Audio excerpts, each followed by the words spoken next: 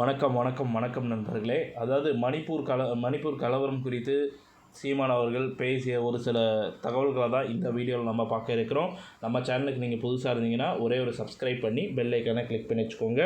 வாங்க என்ன தகவல் இருக்குன்றதை முழுமையாக நம்ம பார்க்கலாம்.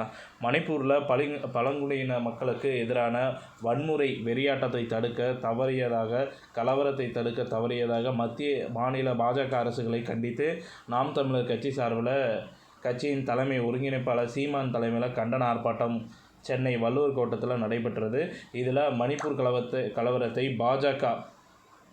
பாஜக பார்த்திங்கன்னா விரும்புகிறது என பேசியதும் மணிப்பூர் கலவரம் குறித்து பேசிய திமுகவுக்கு மற்றும் காங்கிரஸுக்கு என்ன அருகதை இருக்குது சீமான் கேள்வி எழுப்பியிருப்பதும் பார்த்திங்கன்னா பெரும் பரபரப்பை பற்ற வைத்திருக்கிறது அப்படின்றதான் நம்ம சொல்லணும். ஜூலை 30 மதியம் 2 மணிக்கு தொடங்குவதாக அறிவிக்கப்பட்ட நிலையில் நாம் தமிழர் கட்சியின் தலைமை ஒருங்கிணைப்பாளர் சீமான் சரியான நேரத்துக்கு வந்திருந்தாலும் அவரது தம்பிகள் வராததால் சுமார் 40 நிமிடங்கள் காரிலேயே காத்திருந்தார். சீமான் கூட்டம் கூடியதும் கண்டன முழக்கங்களுடன் ஆர்ப்பாட்டம் தொடங்கியது.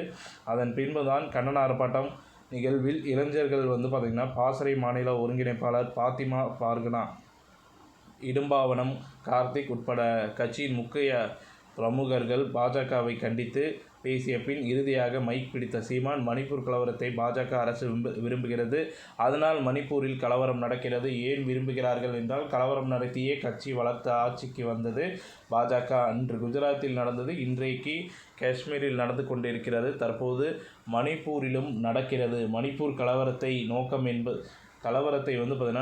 என்பது வள கொள்ளைத்தான் பார்த்திங்கன்னா மணிப்பூர் காடுகளில் வாழும் மக்களை அப்புறப்படுத்திவிட்டு காடுகளில் வளங்களை சுரண்டி அவர்களுக்கு பிடித்த முதலாளிகளுக்கு கொடுப்பதே. மணிப்பூரில் மலைகளில் வாழும் பழங்குடியின மக்களை கிறிஸ்துவர்கள் அவர்கள் பாஜகவுக்கு செலுத்த மாட்டார்கள்.